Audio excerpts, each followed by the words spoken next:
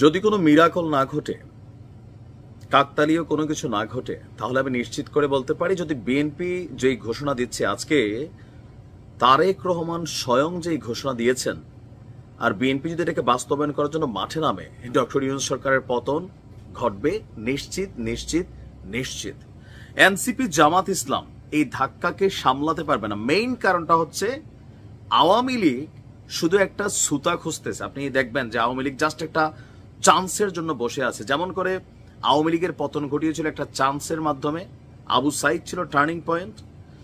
আর BNP মাঠ পর্যায়ে তারা, এখন আওয়ামী লীগ মাঠে নামার সুযোগ নেই, কিন্তু বিএনপি মাঠে নামলে আসলেই সরকারের জন্য কোন ধরনের ক্রান্তিকাল আসবে এটা ইমাজিনেশন করাটাও কঠিন। ওই যে, তবে যদি কাকতালীয় কোনো ঘটনা না ঘটে। কেন কথাগুলো বলছি? ডক্টর ইউনূসের জন্য খুবই একটা খারাপ সময় আসবে ঈদের পরে। সেই 15 বছর ধরে আমরা বিএনপির একটা কথা শুনতাম, ঈদের পরে আন্দোলন, ঈদের পরে আন্দোলন। এটা নিয়ে ট্রলও করছেন, পিনাকিদাও ট্রল করছেন, কিন্তু তারেক রহমান এবং বিএনপির যারা নেতারা আজকে যেই ঘোষণা দিয়েছেন, ডক্টর ইউনূসের সরকারের প্রতি তাদের ন্যূনতম আর আস্থা নাই। তাদের ভাষা প্রয়োগটার মধ্যে ভদ্রতা আছে, কিন্তু এই ভাষাগুলার ভেতরের ভাষাগুলো যে অনুধাবন করেন তারা পারে না। আজকে ধাক্কা দিয়ে সরকারকে ফেলে দেয়, এবং ডক্টর ইউনূস পদত্যাগ করলেও বিএনপির কোনো কিছু যায় আসে না, এটা সালাউদ্দিন সাহেব বলছিলেন। তো আজকে বিএনপির ভারপ্রাপ্ত চেয়ারম্যান তারেক রহমান শুরু করছিলেন, দিল্লি নয়, পিন্ডি নয়, মানে পাকিস্তানও নয়, নয় অন্য কোনো দেশ, সবার আগে বাংলাদেশ। তো ওই বাংলাদেশ নিয়ে তার পরিকল্পনা কি? তার বক্তব্য, বাংলাদেশকে এগিয়ে নিয়ে বিএনপির একাধিক, মানে এগিয়ে নিতে বিএনপির একাধিক উন্নয়ন পরিকল্পনা রয়েছে। যে কোনো দলের কর্মসূচি বাস্তবায়ন করতে হলে দল দরকার হচ্ছে, মানে যে কোনো ধরনের কর্মসূচি বাস্তবায়নে দরকার হচ্ছে নির্বাচিত সরকার। তবে জাতীয় নির্বাচন নিয়ে এই সরকার টালবাহানা করছে। অল্প এবং বেশি সংস্কারের মধ্যে এই সরকার জাতিকে ঘুরপাক খাওয়াচ্ছে। মনে হচ্ছে সরকারের ভিন্ন কোনো উদ্দেশ্য আছে।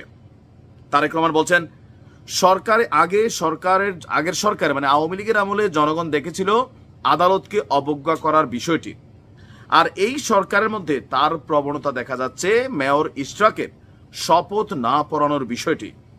ইশরাকের শপথ গ্রহণে বাধা সৃষ্টি করায় আমরা সরকারের স্বৈরাচারী মনোভাবের বহিঃপ্রকাশ দেখতে পাচ্ছি। মানে শেখ হাসিনা যে স্বৈরাচার ছিল, সেই স্বৈরাচারী মনোভাব ডক্টর ইউনূসের সরকারের মধ্যেও দেখতে পাচ্ছে জনাব তারেক রহমান এবং বিএনপি। তার বক্তব্য হচ্ছে যে জনগণের প্রতি তিনি প্রশ্ন রেখেছেন। কি প্রশ্ন? যারা আদালতের প্রতি শ্রদ্ধা দেখায় না, তাদের কাছ থেকে আমরা কতটুকু সংস্কার আশা করতে পারি। আমি বরাবরই বলছি যে আসলে জয়কালে ক্ষয় নাই, ক্ষয়কালে রক্ষা নাই, বিষয়টা মানে এরকমই তৈরি হচ্ছে। ডিসেম্বরের মধ্যে জাতীয় নির্বাচন আয়োজন করার উপর জোর দিয়ে তারেক রহমান বলছেন, আমরা দেখছি 10 মাস পার হয়ে গেলেও নির্বাচনের ঘোষণা করছে না সরকার। আমরা বলে দিতে চাই, ডিসেম্বরের মধ্যে জাতীয় নির্বাচন হতে হবে, তার প্রস্তুতি নিতে শুরু করুন। কিন্তু ডক্টর ইউনূস তো বলছে তিনি এক কথার মানুষ। ওনার উপদেষ্টা, প্রেস উপদেষ্টা শফিক সাহেব বলছেন উনি এক কথার মানুষ। ভাই, জুনের আগে নির্বাচন, একদিন পরেও তিনি থাকবেন না, বাট এর আগেও তিনি যাবেন না, বিষয়টা অনেকটা এরকম। পরে নেতাকর্মীদের উদ্দেশ্যে তিনি বলেছেন, জনগণের কাছে যান, তাদের কথা শুনুন, তাদের বুঝুন, কারণ জনগণই বিএনপির সব রাজনৈতিক ক্ষমতার একটি উৎস। এখন পরিস্থিতিটাকে যদি আপনি অবজারভেশন করেন, দেখেন একটা রাজনৈতিক দলের টার্গেটে থাকে ক্ষমতায় যাওয়া। রাজনীতি সবারই টার্গেট ক্ষমতা। আর ডক্টর ইউনূসের পদত্যাগের নাটক নিয়ে সবাই বলে, যিনি গ্রামীণফোনের নিজে উদ্যোক্তা হইয়া যে আইন বানাইয়া, সে আইনে তিনি নিজে আর যেটার চেয়ারম্যান থাকার কথা ছিল না, দীর্ঘ লড়াই সংগ্রাম করে তিনি চেয়ারম্যান থাকার জন্য আওয়ামী লীগের সাথে পাঙ্গা নিয়েছিলেন, তিনি পদত্যাগ করবেন এটা বিএনপি বিশ্বাস করে না। এটা নিয়ে কিন্তু নানান ট্রোলিং ইস্যু আছে। আর এখন নির্বাচন ইস্যু, বিএনপির বক্তব্য, নেতারা বলছে যে ঈদের পরে বিএনপি দ্বিতীয় দফা আন্দোলনে নামবে, যে আন্দোলন হবে নির্বাচনের। এখন এই কথা যদি বাস্তবে প্রমাণ করা শুরু করে, এনসিপি নেতাদের কয়েকজনের বক্তব্য ফেসবুকে, এগুলো দেখতে শুনতে সুন্দর লাগবে, কিন্তু রাজপথে আসলে যদি বিএনপি নামে, ব্যাকআপ আর একটা সাপোর্ট তো আওয়ামী লীগ করবে। এটা বলেন আর না বলেন, বিএনপির 10টা কর্মী এক লগে বের হলে এখানে একটা আওয়ামী লীগের কর্মী ঢুকে যাবে, আপনি নাকি সামলাইতে পারবেন না, যে কোনো একটা অকারেন্স ঘটাই দিবে।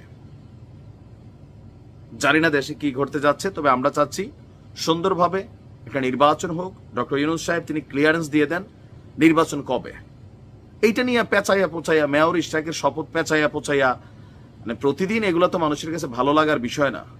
মানুষ বলতো যে বিএনপি তাহলে অতিরিক্ত করে, যদি সরকার থেকে একটা স্পষ্ট ঘোষণা আসতো। ভালো থাকুন।